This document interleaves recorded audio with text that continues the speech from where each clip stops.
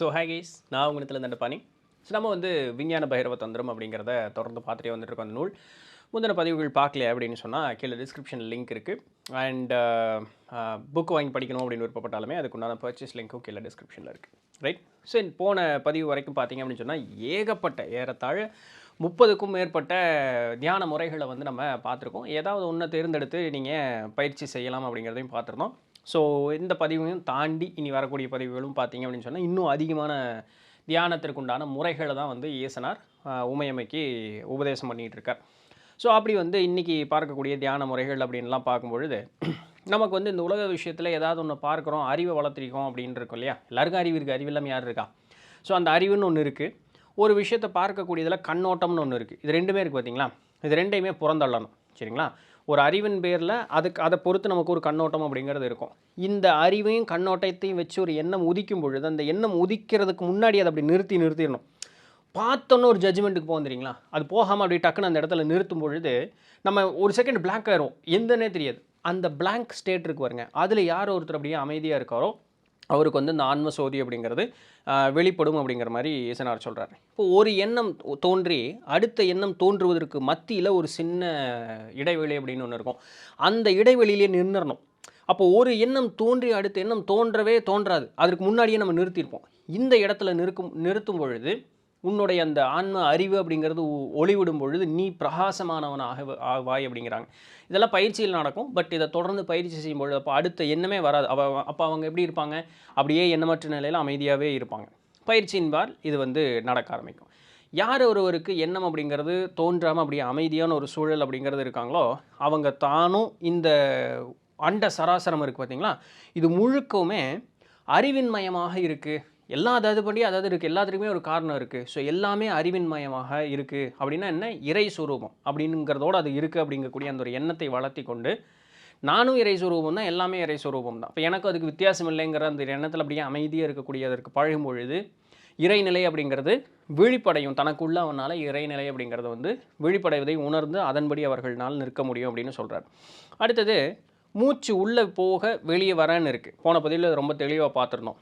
இப்போது மூச்சு உள்ளே போயிட்டு வெளியே வரும், வெளியே வந்துட்டு உள்ளே போகும். அப்போ ஒன்று முடிஞ்சு இன்னொன்று ஸ்டார்ட் ஆகும் பாருங்க. இப்போ நான் மூச்சு இப்படி வச்சுருக்கேன், அடுத்தது உள்ளே இழுக்கும் பொழுது இப்போ ஃபுல்லாக வெளியே போனது மறுபடியும் உள்ளே இழுக்கிறேன். அந்த ஃபுல்லாக வெளியே போயிட்டு மறுபடியும் உள்ளே இழுக்கிறதுக்கு நடுவில் ஒரு சின்ன ஒரு கேப் இருக்குது பார்த்தீங்களா? இது போலவே உள்ளே இழுத்ததுக்கப்புறம் கொஞ்சம் நேரம் கழித்து தான் வெளியே விடுவேன். அதற்கு மத்தியில் ஒரு சின்ன கேப் இருக்குது பாருங்க. ஒன்றா இது ரெண்டில் ஏதாவது ஒரு பகுதியில் இருக்கக்கூடிய அந்த ஒரு கேப்பு. போன பதிவில் ரெண்டையுமே கவனினார். இந்த பதிவில் ரெண்டு வேண்டாயா, ஏதாவது ஒன்றையாவது பண்ணியா அப்படிங்கிற இந்த ஒரு நிலையில் யார் ஒருவர் இருக்கிறாரோ அவர்கள் தன்னுடைய பிறப்பினுடைய அந்த ஒரு நிலையை அவர்களால் உணர முடியும். யோகியர் அந்த வார்த்தையே சொல்லிட்டார்.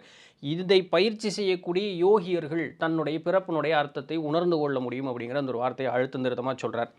அடுத்தது தன்னுடைய உடலையோ இல்லை இந்த மொத்த அண்ட சராசரமுமே ஒரு இன்பமயமானதாக கருதணும்.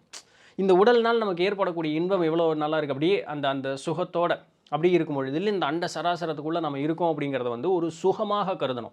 அந்த சுகமாக கருதி அந்த சுகத்தோடு அப்படியே அமைதியாக இருக்கும் பொழுது அமிர்தம் சுரக்கும் இறைநிலை அப்படின்னு சொல்லக்கூடியதனுடைய தன்மை உணர்ந்து அந்த இறையோடு சேரும் பொழுது இருக்கக்கூடிய அந்த ஏகாந்தமான ஒரு சூழ்நிலை இருக்கும்ல, அதை உணர முடியும் அப்படிங்கிற மாதிரியும் சொல்கிறார். மான்வழியாலே அப்பப்போ இது வரும், மான்வழியாலே உமையவன்னையை பார்த்து இறையனார் சொல்கிறாரு. இந்த மட்டற்ற ஒரு மகிழ்ச்சி அப்படின்னு சொல்லக்கூடிய அந்த ஒரு நிலை இருக்குல்ல, அது நம்மளுடைய உடலை வருடும் பொழுது நமக்கு ஏற்படும். இப்போ புணர்ச்சியில் உடலை வருடும் பொழுது நமக்கு அந்த இது இருக்கும் இல்லையா, அந்த ஒரு ஏகாந்தம் அப்படிங்கிறது அந்த உடலை வருடும்போது கிடைக்கக்கூடிய அந்த ஒரு சுகம் இருக்குல்ல, அந்த சுகம் அப்படின்னு இருக்குல்ல, அந்த சுகத்தின் மீது உன்னுடைய கவனத்தை வச்சுக்கோ. அந்த உடல் வருடுவது போல் அது வருடும் பொழுது எப்படி இருக்கும் அப்படிங்கிற ஒரு நினப்பு வரும்பொழுது ஒரு சுகம் ஏற்படும். அந்த சுகத்து மேலே கவனிச்சுக்கோ. அந்த சுகம் தான் பெருசாச்சு அப்படின்னு சொன்னால் இறையினுடைய உணர்வில் வரக்கூடிய அந்த ஒரு சுகம். ஸோ அது மேலே கவனத்தை வச்சு கூட உன்னால் அந்த இறையோடு கலக்கக்கூடிய அந்த ஒரு ஏகாந்தம் அப்படிங்கிறது உன்னால் உணர முடியும். உன்னுடைய ஐம்புலன்கள் இருக்கு இல்லையா, அந்த ஐம்புலன்களை யார் ஒருவர் அடக்கி நிறுத்துகிறாரோ, அந்த புலன்களினுடைய உணர்வுகளை முழுக்க அப்படியே அடக்கி நிறுத்துகிறார்களோ அவர்களுக்கு கீழிருந்து அந்த நடுமையத்தில் அந்த சக்தி அப்படியானது மேல் எழுந்து செல்லும். இப்படி மேல் எழுந்து செல்லும் பொழுது அவர்கள் உடலில் வந்து ஏதாவது ஒரு எறும்பு ஊறுறார் போல் இருக்கணும். போகர் 7000 முதல் காண்டத்தில் இந்த ஒரு இதே விஷயத்த சொல்கிறார். எறும்பு ஊறுவது போல் இருக்கும், அது மேலே கவனப்படாத, நீ தொடர்ந்து அமைதியாக இருக்கிறத மட்டும் கவனிங்கிறாரு போகநாதர். அதே வார்த்தையை தான் ஈசனார்னு சொல்கிறாரு. அந்த எறும்பு ஊறுவது போல் இருக்கும், இந்த இண்டிகேஷன் உன்னுடைய அந்த குண்டலினி சக்திங்கிறது மேலே எழுதுங்கிறது. அதெல்லாத்தையும் விட்டுரு. ஆஹா எழுந்திருச்சு அப்படின்னு எல்லாம் நினைக்கக்கூடாது, அதெல்லாம் விட்டுரு. பேசாமல் அமைதியாகவே தொடர்ந்து உட்காந்துட்டு இந்த நிலை வந்து அப்படியே பரவும் பொழுது உன்னுடைய உடல் முழுக்க அந்த ஒரு சுகம் அப்படிங்கிறது இதாகும். அதன் மூலமாக அந்த ஏகாந்த சுகத்தை உன்னால் அனுபவிக்க முடியும் அப்படின்ட்டு. இப்போது ஒரு ஆணும் பெண்ணும் இணை சேரும் பொழுது அந்த சேரும் காலம், ஆரம்ப காலம், அந்த பயணம் செய்யக்கூடிய காலம், அந்த முடிவு நேரம், இது எல்லாத்துலேயுமே அந்த ஒரு சுகம் அப்படிங்கிறது இருக்கும். இந்த 3 நிலைகளில் ஏதாவது ஒரு நிலையை நீ கவனம் வச்சுக்கோ. அந்த அந்த சுகம் உன்னுடைய சிந்தை பூரா அதில் சேரும் பொழுது தன்னிலை மறந்த ஒரு சுகத்தில் இருப்போம்ல, அந்த நிலையை மனசில் வச்சுக்கோ. அந்த நிலையை மனசில் வச்சுக்கிட்டு அந்த அந்த மகிழ்ச்சியை மட்டும் மனசில் வச்சுட்டு பேசாமல் அமைதியாக உட்கார். இதன் மூலமாகவும் இறையோடு ஒன்றை நம்மளால் கலக்க முடியும் அப்படிங்கிற மாதிரியும் சொல்கிறார். இப்போ இந்த இணை சேரும் பொழுது நமக்கு அந்த உச்சநிலை அப்படிங்கிறது ஏற்படும். அந்த உச்சநிலையின் மீது கவனத்தை வச்சுக்கோ. இப்போ அந்த உச்சநிலை அடையணும்னு அவசியம் இல்லை, அறிவில் தெரியும் இல்லையா, அந்த உச்ச நிலையில் ஏற்படக்கூடிய சுகம்னு ஒன்று இருக்கும்ல, அந்த சுகத்தின் மீது கவனத்தை வச்சுக்கோ. இதன் மூலமாகவும் உன்னுடைய சுயநிலை அப்படிங்கிறது என்ன, ஆத்மாவுடைய சுயநிலைங்கிறது என்னங்கிறது உணர முடியும். சரி, எனக்கு கல்யாணம்லாம் ஆகலைங்க அப்படின்னு சொன்னால் அவசியம் இல்லை. ஒரு பெண்ணோட இணை சேரும் பொழுது எப்படி இருக்கும் அப்படிங்கிறத கற்பனை பண்ணிக்க முடியல. கற்பனை செய்தாலும் நம்மளுடைய உணர்வு வந்து அதற்குண்டான மாதிரி இந்த உடலை வேலை செய்ய வைக்கும். அதுதான் இதனுடைய ஏன்னா மனம்தான் ராஜா. அப்போ இந்த உடலை வேலை செய்ய வைக்க முடியும். அப்போது அந்த கற்பனையிலேயே அந்த அந்த உச்சத்தை அடையக்கூடிய அந்த ஒரு நிலை எப்படி இருக்கும் அப்படின்னு சிந்திச்சேன்னா உன்னுடைய உடல் அதுக்கு ரெடி ஆகிக்கும். அப்போ அந்த சுகம்னு ஒரு எண்ணம் இருக்கும்ல, அதன் மீது கவனத்தை வச்சுக்கோ. அதன் மீதும் உனக்கு வந்து அந்த ஏகாந்த சூழல் அப்படிங்கிறத அப்படியே உணர முடியும். அதில் அப்படியே நிலைத்து நிற்கும் பொழுது உனக்கு பயங்கரமாக அந்த இறையோடு கூடியிருக்கக்கூடிய அந்த ஒரு ஏகாந்தத்தை உன்னால் உணர முடியும் அப்படிங்கிறார். இது மட்டும் இல்லாமல், இது மட்டும் தானான்னு கேட்டால் இல்லை. நீ ஒரு உறவினரை பார்க்குறியா, ஒரு நண்பரை பார்க்க நீண்ட நாள் பார்க்கல, ஒரு உறவை பார்க்குறோம். பார்க்கும் பொழுது அந்த அந்த ஒரு மட்டற்ற ஒரு மகிழ்ச்சி அப்படிங்கிறது ஒன்று இருக்கும்ல, அந்த அதுபோல் இருக்கக்கூடிய ஒரு சூழலாக இருந்தாலும் சரி, எனக்கு இந்த உடல் உறவின் மீது பெரிய ஈடுபாடு இல்லைங்க. அப்போ உறவுகளோடு ஒன்றாக சேரும் பொழுது அவர்களை காணும் பொழுது நமக்கு ஒரு இன்பம் ஏற்படும்ல, அதன் மீது அந்த இன்பத்தின் மீது கவனத்தை வச்சுக்கோ. இதன் மூலமாக ஏகாந்தத்தை உணரலாம். ஒரு சிலருக்கு உணவு உண்ணுவது மூலமாக, ஒரு சிலருக்கு குடிப்பது மூலமாக, அவர் தான் சொல்கிறார் ட்ரிங்கிங் அண்ட் ஈட்டிங். ஸோ உணவு உண்ணுவது, குடிப்பது, இதுபோல் இருக்கக்கூடிய அந்த ஒரு நிகழ்வை செய்யும் பொழுதும் உடல் ஒரு மாதிரி ஏகாந்த சுகத்தில் இருக்கும். அந்த சுகத்தின் மீது கவனத்தை வச்சுக்கிட்டேன் அப்படின்னு சொன்னாலும் சரி. ஒரு சிலருக்கு பாடும் பொழுது, இல்லை இந்த ஐம்புலன்களின் மூலமாக உணர்வது, ஏதாவது ஒரு சிலர் கேட்பது இல்லையா. ஸோ இதுபோல் இருக்கக்கூடிய ஒரு நிகழ்வு உனக்கு எது ஒன்று சுகத்தை கொடுக்குதோ அந்த சுகத்தின் மீது கவனத்தை வச்சுக்கோ. இது வந்து உனக்கு முழுமையான அந்த ஏகாந்தத்தை கொடுக்கும். உன்னுடைய ஆன்மாவுடைய வளர்ச்சி அப்படிங்கிறத அந்த இடத்துல கொண்டு போகணும். ஸோ ப்ராக்டிக்கலாக தேர் ஆர் நோ ரெஸ்ட்ரிக்ஷன்ஸ். நீ எந்த ஒரு நிலையும் உன்னை வந்து அந்த மகிழ்ச்சியை கொடுக்குதோ அந்த நிலையில் நின்றுட்டு அப்படியே பேசாமல் அப்படி நின்றுக்கிட்டேன்னா போதும். அதை செயலாக செய்யணும்னு கூட அவசியம் கிடையாது. மனசில் கற்பனையை நிறுத்திட்டு அப்படியே பேசாமல் அமைதியாக அந்த கற்பனை ஓட்டிக்கிட்டு இருக்கக்கூடாதுங்க. கவனத்தை வச்சுங்க, அந்த கற்பனை ஓட்டிக்கிட்டு இருக்கக்கூடாது. அந்த ஒரு செயலின்பால் கிடைக்கக்கூடிய சுகத்தை உணரும் பொழுது அப்படி இருக்கும்ல, அந்த ஆன்னு இருக்கும்ல, அந்த ஆவை மட்டும் பிடிச்சிக்கணும். அப்படியே பேசாமல் அப்படியே அமைதியாக உட்காரும் பொழுது அந்த ஃபீலிங் அப்படியே உள்ளே சுற்றிக்கிட்டே இருக்கும். இதை தன்னிலை மறக்க வச்சு நம்மளை கொண்டு போய் இறையோடு சேர்த்து விடும் அப்படிங்கிறார். இந்த ஒரு நிலையில் தான் வந்து ஒரு யோகியர் எப்பொழுதுமே ஆனந்தம் இல்லை, ஏதாவது ஒரு நிலை பிடிச்சிக்கிட்டு அவங்க தன் நிலை மறந்து அந்த எல்லாத்தையும் கடந்த ஒரு நிலைக்கு போயிடுவாங்க. யோகியர்கள் ஆனந்தமான ஒரு நிலையில் அவர்கள் எப்பவுமே இருப்பாங்க அப்படிங்கிறாங்க. அப்படி இல்லையா, ஏதாவது ஒரு பொருள் அதை கவனிச்சுக்கிட்டே இப்படி குறுகுருன்னு பார்த்துக்கிட்டே ஒரு கட்டத்தில் அந்த பொருள் மறைஞ்சு அப்படியே பேசாமல் ஆயிரும். இதன் மூலமாகவும் தன்னிலை அப்படிங்கிறது உணர முடியும். அந்த ஏகாந்தத்தை உன்னால் உணர முடியும் அப்படிங்கிற ஒரு வார்த்தை சொல்கிறார்.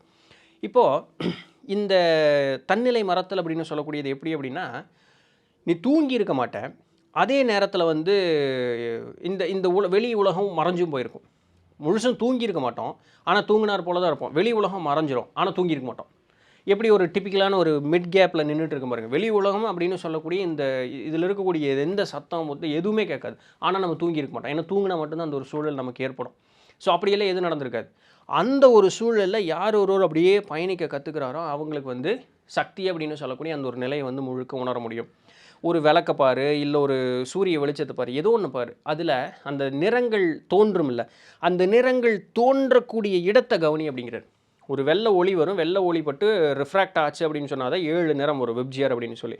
அப்போ அதுக்கு நடுவில் அந்த மைய புள்ளி ஒன்று இருக்கும். இந்த ப்ரிசம் எக்ஸ்பெரிமெண்ட் எல்லாம் பள்ளிக்கூடம் படிக்கும்போது படிச்சிருக்கீங்களா? ஸோ அதில் பார்த்தோம்னா தெரியும், வெள்ளை ஒளி செலுத்துவோம், 7 நிறம் அப்படி பிரியும். ஸோ அந்த மத்திய ஒன்று இருக்கும், சரிங்க, அந்த மத்திய கவனி அப்படிங்கிறார். அந்த மத்தியை கவனிச்சுக்கிட்டே இருந்தேன் அப்படின்னு சொன்னால் உன்னுடைய ஆன்மா உன்னுடைய பிரகாசம் அப்படிங்கிறது ஏற்படும் அப்படிங்கிற ஒரு வார்த்தையும் சொல்கிறார். இது போக யோக பயிற்சிகள் அப்படிங்கிறதுல கரங்கினி, குரோதனா, பைரவி, லெய்ஹனா, கேசரி முத்திரை இப்படின்னு சொல்லக்கூடிய இந்த 5ல் ஏதோ ஒன்றை பயிற்சி செய்தாலும் உனக்கு வந்து உண்மை நிலை அப்படிங்கிறது தோன்றும் அப்படிங்கிற மாதிரி சொல்கிறாரு. ஒரு நல்ல மிருதுவாக இருக்கக்கூடிய ஒரு இருக்கை, அதில் நம்மளுடைய குதம் இருக்கு பாருங்க, பெடக்ஸு, அதில் ஒரு பகுதி மட்டும் அந்த மிருதுவாக இருக்கக்கூடியதில் உட்காரும், ஒரு பகுதி அமர்ந்திருக்கவே செய்யாது, ஒரு பகுதியில் உட்காந்துக்கிட்டு இருப்போம். நிறைய பேர் வண்டி ஓட்டுவாங்க தெரியுமா, இப்படி அதே தான், ஒரு பக்கம் மட்டும்தான் அமர்ந்திருப்போம், இன்னொரு பக்கம் அமராமல் இப்படி வெளியே இருக்கும். சரிங்களா? அந்த நிலையில் யார் ஒரு கை காலில் இப்படி ஊனி எல்லாம் பேலன்ஸ் எல்லாம் பண்ணக்கூடாது, அந்த ஒரு இதுலேயே இப்படி அமைதியாக உட்காந்துருக்கணும். கஷ்டமாக தான் இருக்கும். அப்படி உட்காரும் பொழுது இறையை உணரலாங்கிறாரு. ஸோ அவ எவ்வளோ மென்டல் ஸ்டெபிலிட்டி இருக்கணும்னு பாருங்க. அப்போ தன்னிலை மறக்கக்கூடிய அந்த ஒரு நிலைமைக்கு போகும். அதனாலையும் இறையை உணர முடியும் அப்படிங்கிற ஒரு வார்த்தை சொல்கிறாங்க. அடுத்தது தலைக்கு மேலே கை இப்படி வச்சுக்கிறதான். இப்போ இப்படி இருக்கு இல்லையா, தலைக்கு மேலே இப்படி கையை வச்சுக்கிறதான். வச்சுட்டு நம்மளுடைய கக்கத்தினுடைய அந்த குழிப்பகுதி இருக்கு இல்லையா, அந்த கக்கத்தினுடைய குழிப்பகுதியில் கவனத்தை வை அப்படிங்கிறார். ரெண்டுலையுமே என்ன அடுத்து ஒரு கேள்வி கேட்பீங்க இல்லையா, இடத்துல வைக்கணுமா வலதில் வைக்கணுமான்னு கேட்பீங்க. ரெண்டுலேயுமே சரிங்களா, சைமல்டேனியஸாக ரெண்டுலேயுமே. எனக்கு முடியல வேறு ஏதாவது ஒரு வழி சொல்லணும்னு கேட்பீங்க, தெரியும். ஏதாவது ஒன்றில் வைங்க சாமி. சரிங்களா? ஸோ ஆக மொத்தம் கக்கத்தில் அந்த குழியில் வந்து கவனத்தை வைக்கணும். அதன் மூலமாக நமக்கு அந்த அமைதியான சூழல் அப்படிங்கிறது நமக்கு ஏற்படும் அப்படிங்கிறார். அடுத்தது ஏதாவது ஒரு பொருளையோ ஏதாவது ஒரு அதான் ஏதோ ஒரு பொருள் மேலே அப்படியே கவனத்தை வச்சுக்கோ. மனமானது வந்து எந்த சப்போர்ட்டும் இல்லாமல் அப்படி இருக்கும். இப்போ கவனத்தை வெயின்னு சொன்னால் புத்தி ஊர்ச்சத்தை போகக்கூடாது, அதையே பார்த்துட்டு புத்தி ஊர்ச்சத்தை போகக்கூடாது. ஒவ்வொரு நேரம் நம்ம இது பண்ணுவோம், இப்படியே நின்றுட்டே இருப்போம். யாரோ ஒருத்தர் கூப்பிட்டா கூட நமக்கு தெரியாது, இப்படியே தோனில் ஃபோக்கஸ்டாக இருப்போம். அந்த நிலையை செயற்கையாக நம்ம உண்டு பண்ணிக்கிறோம். அது நம்ம அறியாமல் ஒரு இயற்கை ஒரு சூழல் நடக்கும், இது நம்ம செயற்கையை உண்டு பண்ணிக்கணும். அந்த ஒரு நிலை ஏற்படும் பொழுது உனக்குள் சிவதன்மை அப்படிங்கிறது இருக்குங்கிறத உணர முடியும் அப்படிங்கிறார். அடுத்தது வாய் நல்லா திறந்து வச்சுக்கணும், ஆன்னு சொல்லி நல்லா திறந்து வச்சுக்கணும். நாக்கு இருக்குது பாருங்க, நாக்கினுடைய அந்த இந்த பகுதி இருக்குல்ல, அந்த மேல் அன்னம் இருக்குல்ல, அது மேலுக்கு இதுக்கு பேர் அன்னம். சரிங்களா? இந்த நாக்கை வந்து அந்த மேல் அன்னத்தில் இப்படி மேலே வைக்கணும். இப்படி வச்சுட்டு அந்த ஹா சவுண்டு அப்படின்னு நாக்கினுடைய நுனிப்பகுதியில் அந்த நுனிப்பகுதியில் கவனத்தை வச்சு நல்லா புரிஞ்சுக்கங்க. வாயை திறந்துக்குங்க, நாக்கு வந்து மேல் அன்னத்தில் இப்படி செலுத்தி வச்சுக்கங்க, நாக்கினுடைய நுனிப்பகுதியில் கவனத்தை வச்சுக்கங்க அப்படின்னு அந்த ஹா சவுண்டில் உங்களுடைய கவனத்தை வச்சுக்கிட்டே இருக்கும் பொழுது அப்படியே உங்களை அறியாமல் ஒரு வகையான இன்பமான ஒரு சூழலுக்குள்ளே நீங்கள் ஆட்கொள்ளப்படுவீங்க. அந்த கவனத்திலேயே அப்படியே இருந்துக்கிட்டே இதன் மூலமாகவும் அந்த இறையை உணர்ந்து அந்த ஏகாந்த ஒரு சூழலில் நம்மளால் போக முடியுங்கிறார். அடுத்தது நல்ல ஒரு படுக்கையில் உட்காந்து ஆக்சுவலாக தியானம் பண்ணக்கூடாதுன்னு பார்த்துருக்கோம். ஆனால் இதுலேயும் ஒரு இதை சொல்கிறாரு பாருங்க. படுக்கையிலையோ ஏதாவது நல்ல சுகமாக இருக்கக்கூடிய இருக்கையிலையோ அமர்ந்துட்டு இந்த படுக்கையிலையும் இல்லையோ ஒரு சுகமான இருக்கையில் அப்படி அமர்ந்துட்டு இருக்கும்போது நம்ம எப்படி ஜாலியாக இருக்கும் தெரியுமா, அதுதான் முக்கியம். இப்போ இந்த ஜாலி தான் முக்கியம். அப்படி பேசாமல் இருந்துட்டு தான் இந்த இடத்தில் அமர்ந்திருக்கிறேங்கிற அந்த ஒரு தன்மை மறந்தோம். நாம் அப்படியே காற்று மேலே அப்படியே இருக்கிறோம் அப்படிங்கிற போல் நம்மளுடைய கவனத்தை அப்படியே வச்சுக்கிட்டே இருக்கணும். நான் படுக்கையில் உட்காந்துருக்கேன், சோபாவில் உட்காந்துருக்கிறேங்கிறதெல்லாம் இருக்கக்கூடாது.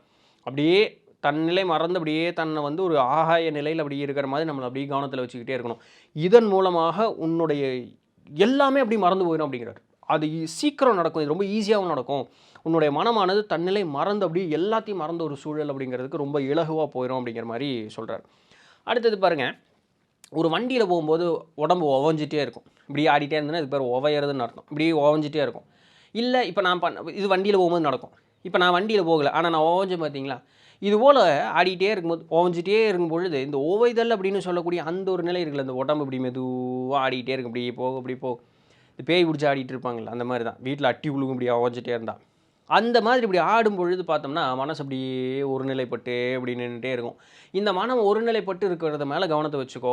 த ஃப்ளட் ஆஃப் டிவினிட்டி, இறைத்தன்மை அப்படிங்கிறது உன்னை முழுக்க வெள்ளம் போல் சூழ்ந்து நிற்கும் அப்படிங்கிற மாதிரி சொல்கிறாரு. இப்படியே இருக்கும், இப்படியே ஆடிட்டே இருப்போம். இப்படியே இருக்கும்போது அந்த எண்ணம் வந்து அப்படியே சூழ்ந்து உன்னை போய் நிற்கும் அப்படிங்கிற மாதிரி சொல்கிறார்.